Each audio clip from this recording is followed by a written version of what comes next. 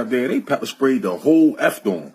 Then when the sergeant got up there, he whipped out the flexi-cuffs and they started handcuffing all the Sunni Muslims and all the good brothers and taking them down to lockup, taking them down to the lockup. So naturally, the good brothers in H-Storm, they at the door trying to figure out what happened.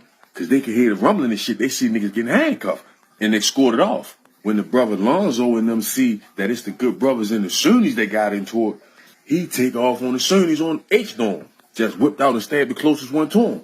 And the whole TED just start wrecking. And like a chain reaction, this started happening throughout the whole prison. Every dorm, every tier, niggas was fighting in the bullpens. Straight hand-to-hand combat. They had to lock the whole jail down and bring in reinforcements from MCIJ, JPRU, all the surrounding jails. The COs had to come over there and assist. Ambulances pulling up, helicopters landing. Shit done hit the fan. So the head of the gang task force get called in all the way from Hagerstown. When he got up there, he comes with real street detectives. They come and grab Mr. Morgan. They tell him he under investigation for the hit that was ordered on Rafiki. For Rafiki getting hit. Whole time he know he ain't ordered shit on Rafiki. It was on Baby Charles. But they can think whatever they want. They tries to question Mr. Morgan. He straight asked for a lawyer. They put him in the bullpen. Then went and got the leader of the Muslims, the Imam. They take him and Mr. Morgan down to Supermax building and put them boys underground. You know anything about the Supermax, that's underground. That's the second highest security level in Maryland. Because above that, we got an Ultramax.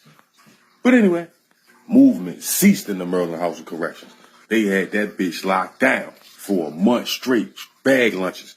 No commissary. Just peanut butter and jelly sandwiches and an orange with a jug of milk every day, 3 times a day. For a month straight, they was keeping 5 and 6 officers with the helmets and the shields in each dorm at a time to make sure don't no riots kick off. During the whole lockdown, wasn't no visits, no phone time, none of that shit. So you know how it go. Niggas start tapping out, telling and all that shit. Can't stand the rain. You been in that system, you know. You got niggas that can go to war, get put on lockdown, come right off lockup and go back to war. But everybody not like that. A lot of niggas break when the prison get put on lockdown. Why? That motherfucking phone. Niggas cannot go without that phone. They be doing all that gang banging and Islam and all that stuff, right? But that phone is their livelihood. How you gonna keep track of your female, your wife, whatever you got? You can't even get on the phone. Yeah, that right there break niggas. Me personally, I can write letters. That shit ain't nothing to me. I love mail. Cause you can get your pictures, you can smell the perfume they spray on the letters, you know what I mean? And when it's a letter, you can read it over and over again. But anyway, niggas start folding. And eventually, a truce was called.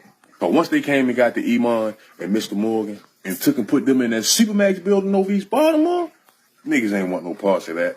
Shit, back in the day, they used to bring your shower to your cell. They put a pair of clippers in your cell. You had to cut your own hair. The only way you come out your cell is if you handcuffed to the back. Yeah. Niggas ain't want no parts of that. Because when you're a maximum security inmate and you doing life, ain't no telling how long they'll keep you down there in that Supermax underground.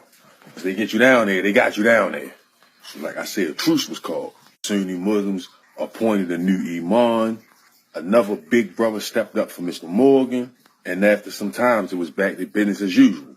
Meanwhile, up on that farm, Roxbury Correctional Institution, Baby Charles out in the day room trying to call his father, Mr. Donnie. They done moved him up on that farm. Because unlike Nolan and Tion, he wasn't under a life sentence. He only had 15 slices. So they sent him on that farm, Roxbury, on that medical tip. He all bandaged up around his neck. Arm don't work.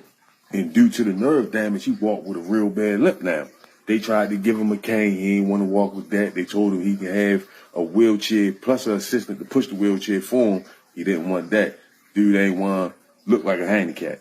So he just walks with the fucked up limp.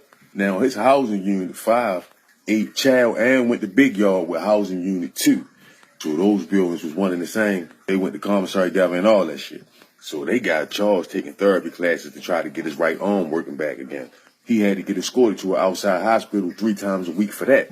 Well, apparently, when he got hit up in F Dorm, when they got him down to shock trauma, him thinking he about to die, he spilled the beans.